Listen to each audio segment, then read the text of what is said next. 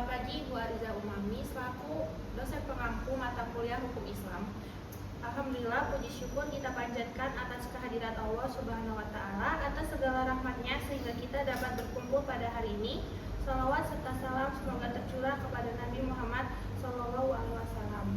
Perkenalkan, nama saya Naila Azhara Putri Rafsyadi dengan NPM 258100023 dan teman saya. Perkenalkan, nama saya Leni Permata Atiparca dengan NPM 258100017.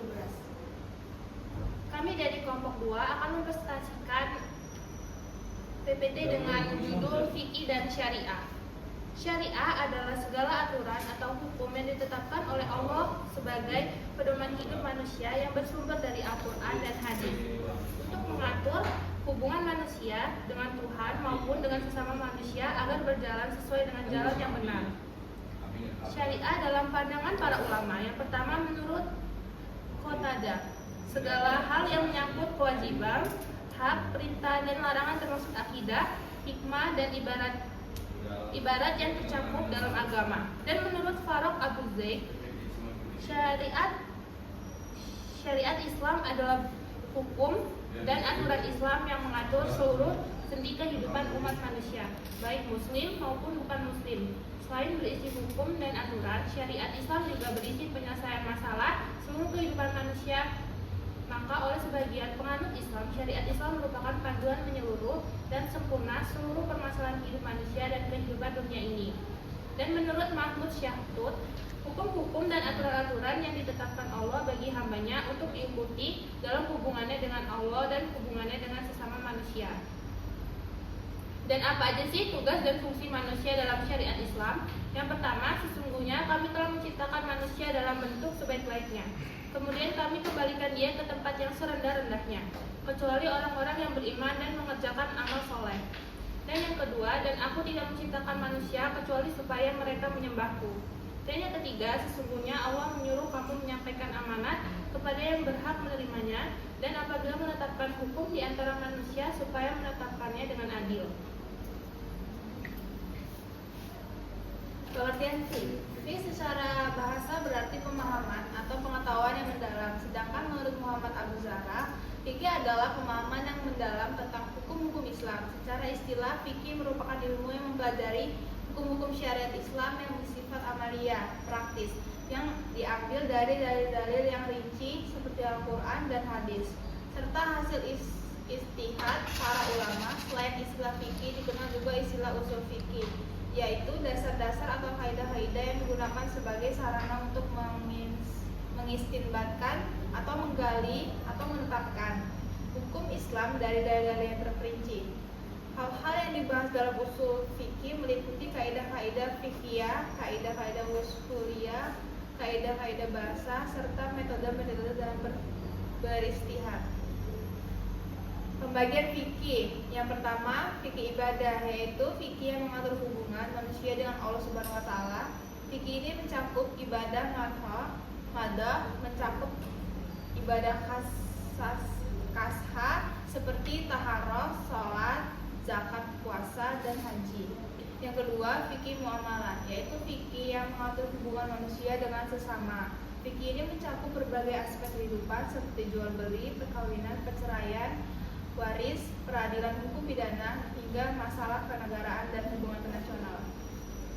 Adapun ruang lingkup fikih, yaitu ilmu yang mempelajari dan menetapkan hukum-hukum syariat Islam yang bersifat amalia, yang diambil dari dalil-dalil yang terperinci seperti Al-Quran, Sunnah, dan dalil syar'i lainnya, yang kemudian diformulasikan oleh para ulama dengan menggunakan kaidah-kaidah usul fikih.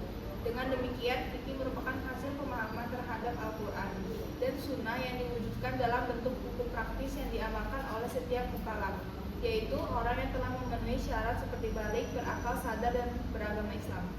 Kesimpulan dari syariah, yaitu syariah adalah ketentuan hukum yang berasal dari wahyu Allah dan sabda Rasulullah yang menjadi dasar dan pedoman hidup umat Islam.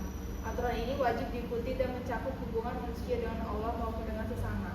Kesimpulan dari fikih yaitu ilmu yang memahami dan menjelaskan hukum-hukum dalam Al-Quran dan Sunnah, yang kemudian dirumuskan oleh ulama menjadi aturan praktis untuk diamalkan oleh mukallaf, yaitu orang yang sudah dewasa dan berakal. Sekian presentasi dari kami. Adakah dari teman-teman yang ingin bertanya? Perkenalkan, nama saya Salsabila Angelina Putri, NPM 25810007 yang bertanya.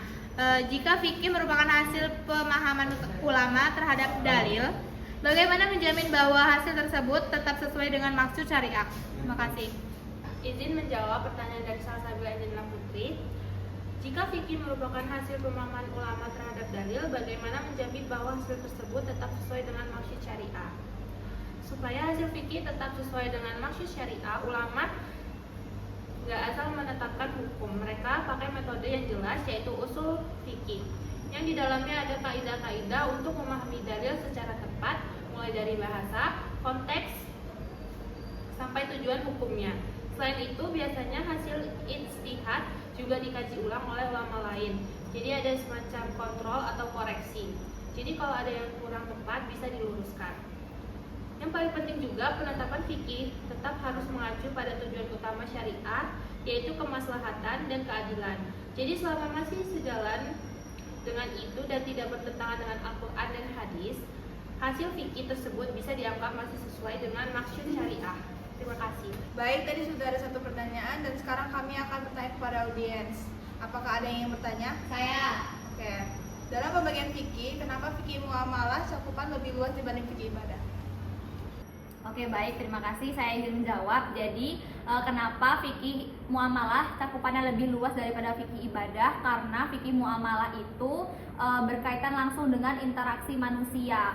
Contohnya jual beli, interaksi jual beli, utang piutang dan lain sebagainya. Jadi kalau fikih ibadah itu kan hablum minallah, jadi interaksi manusia dengan Allah, sedangkan fikih muamalah itu interaksi manusia dengan manusia. Jadi cakupan dalam kegiatan interaksi kehidupan sehari-harinya itu juga lebih luas membahasnya gitu. Terima kasih. Oke, baik. Terima kasih Vivi Espa Putri atas jawabannya. Sekian presentasi dari kami. Kami ucapkan wassalamualaikum warahmatullahi wabarakatuh.